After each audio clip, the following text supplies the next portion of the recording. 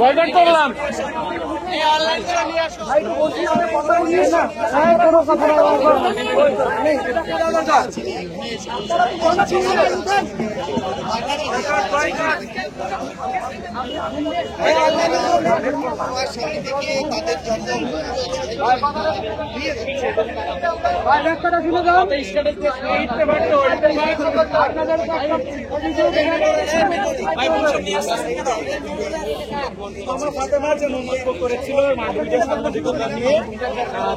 তার প্রতিবাদ হিসেবে আমরা তার এই সংবাদ সম্মেলন বয়কট করলাম।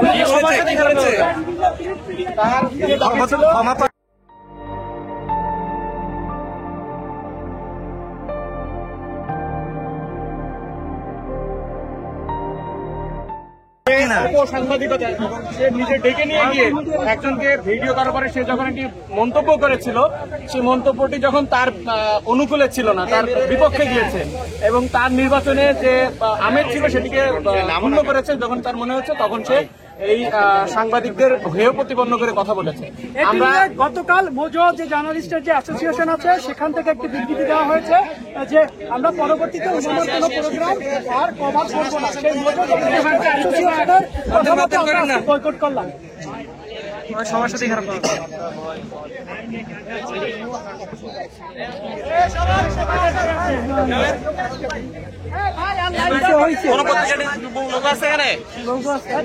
পত্রিকার আছে।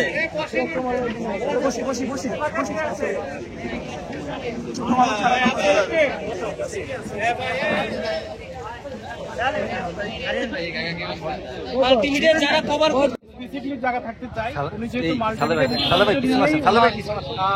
অসুবিধা এবং মাল্টিমিডিয়া রিপোর্টার কারণে ওনার নির্বাচনী প্রচারণায় উনি বলছেন যে দাবি করছেন ওনার বিঘ্ন সৃষ্টি হচ্ছে।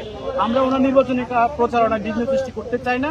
আমরা চাই উনি নির্বিচ্ছিন্নভাবে নির্বাচনী প্রচারণা চালাক এবং আমরা আমাদের যে অপমান করেছে আমরা আসলে তার কথা আমরা ক্ষুব্ধ হয়েছি, আমরা মর্মাহত, আমরা বিব্রত যে ওনার কথায়। এই কারণে আমরা চাচ্ছি যে ওনার কথাও প্রত্যাহার করবে এবং ক্ষমা চাবে, সোশ্যাল মিডিয়া পোস্ট দেওয়ার মাধ্যমে জাতিকে জানিয়ে দেবে। দেখেন, আমরা মাল্টিমিডিয়া রিপোর্টার সবসময় ফিল্ডে এমনভাবে কাজ করি যাদেরকে বলা হয় ওয়ান ম্যান আর্মি। একজন মাল্টিমিডিয়া রিপোর্টার সে সকল বিষয় দক্ষ থাকে, আর সেই একজন মাল্টিমিডিয়া রিপোর্টার তিনি যখন কাজ করে একদম ছোটখাটো বিষয় থেকে শুরু করে সব বিষয়গুলো কিন্তু আমরা মাল্টিমিডিয়া রিপোর্টারে তুলে নিয়ে আসি। সেই জায়গা থেকে যখন এই মাল্টিমিডিয়া রিপোর্টারদের বা তারা এই সংশ্লিষ্ট যারা রয়েছেন তাদের হেয় প্রতিপন্ন করে যারা কথা বলে, সেটা কখনোই কাম্য নয়। কেননা এই জুলাই আন্দোলন বলেন বা এই যে দুদিন আগে ভিপি নুরের উপর যে হামলা হয়েছিল, সেখানে কিন্তু যে চিত্র যেটি আসলে প্রকৃত সত্য ঘটনা সেটা কিন্তু মাল্টিমিডিয়ার রিপোর্টাররাই তুলে এনেছে। সেই জায়গা থেকে মাল্টিমিডিয়ার রিপোর্টারদের যদি কেউ হেয় প্রতিপন্ন করে কথা বলে, সেটি কখনোই আমরা এবং আমাদের যে অ্যাসোসিয়েশন রয়েছে আমরা কখনোই সেটিকে মেনে নিব না।